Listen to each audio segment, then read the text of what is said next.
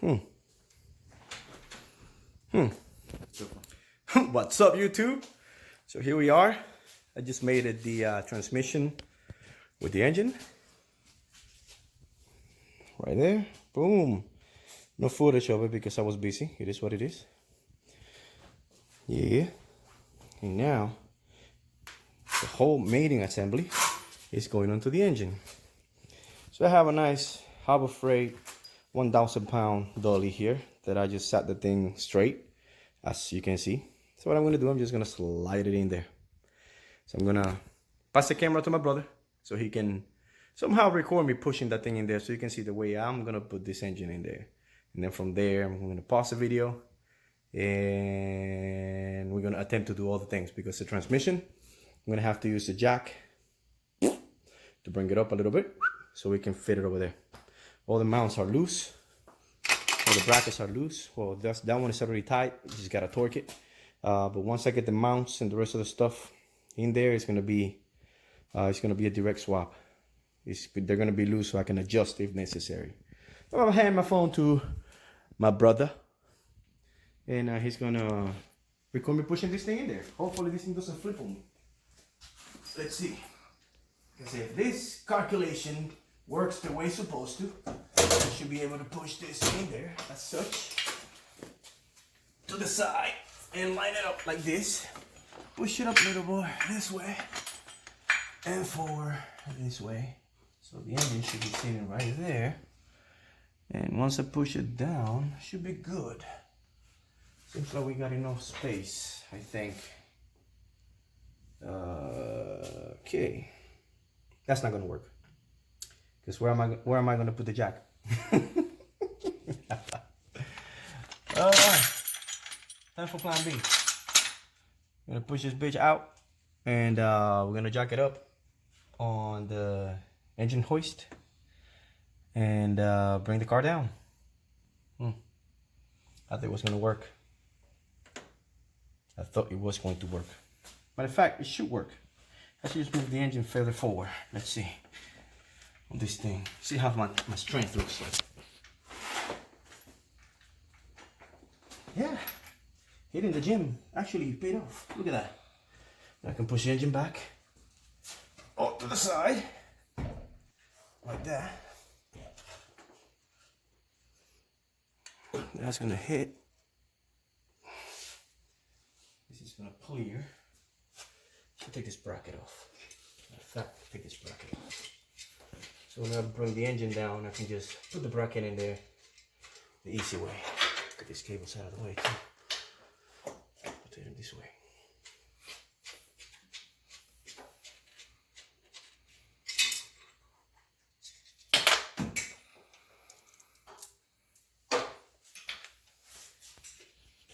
Taking the bracket off because I don't want to scratch the paint on this side.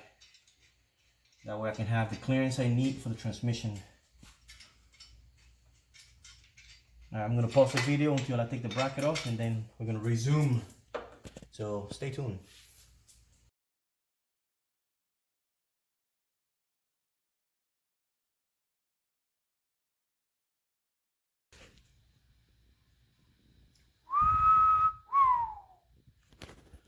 What's up, YouTube? Well, good news, bad news. The good news is the video that I was doing earlier, my phone died. So couldn't record anything else and my camera was upstairs.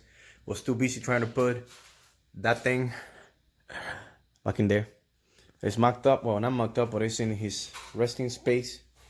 All I gotta do is just tighten up all of the corners because I left them loose.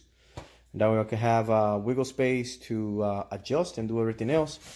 The clearance in the back is freaking outstanding after I went hammer time in it.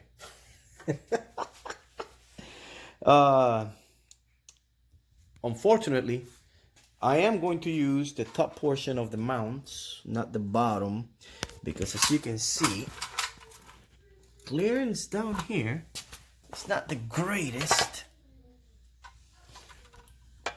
It's not the greatest, but it will do. It's about one of my hands. So I'm gonna have to raise the suspension a little bit to get this thing done. Now I did mucked up the cables, the shifting cables, and I tried out the new shifter with the cable. So it's there. I have the center console just there, just to make sure that nothing touches or whatnot. So let's go through the motions and see how it works. Let's just say 1, 2, 3, 4, 5, 6. Reverse. Transmission is dry, has no fuel in it. Fuel. Oh my God, I might have got like blowing it up or something. It has no fluids in it, no oil. But hey, it feels legit. 1, 2, 3, 4, 5, 6. Reverse. Tell you what, those upgraded springs, I recommend them. Because it goes from 1 gear straight to the center. Look at this. Let's say, for example, first, boom, back to the center. Like, no play, no nothing. It's just like there. Boom. So, boom. Third, fourth, first, second, fifth, sixth, fourth. Reverse. Yes. I love when things work out the right way. So, yeah.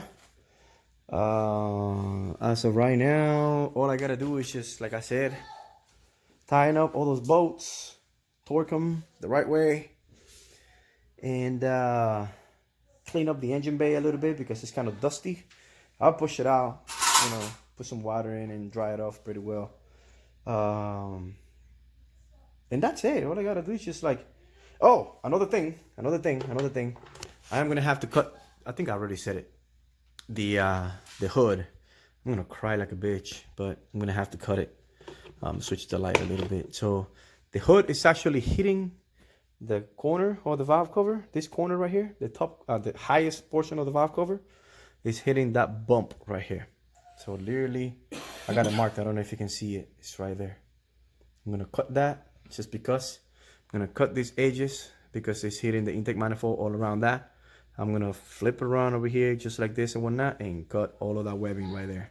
I'll be using fiberglass just to put a line of fiberglass from here to the actual bottom of it, just to keep the structure of the hood, intact. But unfortunately, I'm gonna have to cut it because I don't want to go on the lowest portion of it and scrape my oil pan in the floor. I am raising the car about an inch or so because this thing, it's in the floor. It's heavier than the V16, so it actually drops it.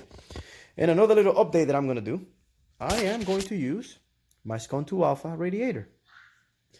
So I'm gonna have to modify it a little bit. I'm gonna take the top line inlet, I'm gonna move it to the end over here, and I'm gonna take this bottom one and I'm gonna move it to the end over here. That way you can just gonna have it seating right here like that.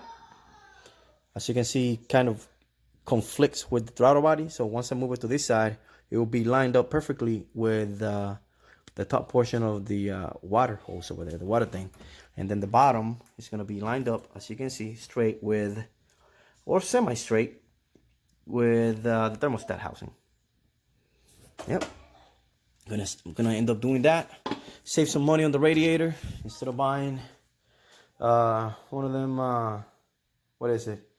Chase bays or rye wire, or one of those what is it, Speed Factory or the Koyo radiators that are like $295, $300 to $550. I'm just gonna save some money and do it myself here. I can weld aluminum, so they're not the best welds, but hey, they hold. They hold. I'm gonna weld a 16 AM fitting on that, and the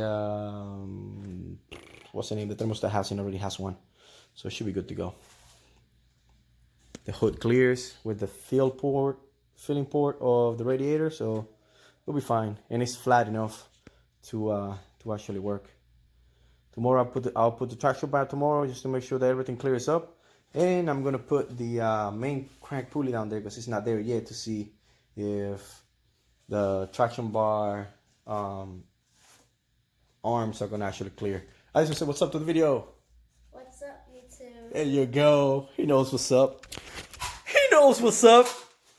All right, well, that should be it for now. And catch you on the flip side, peoples. Thanks. Yes.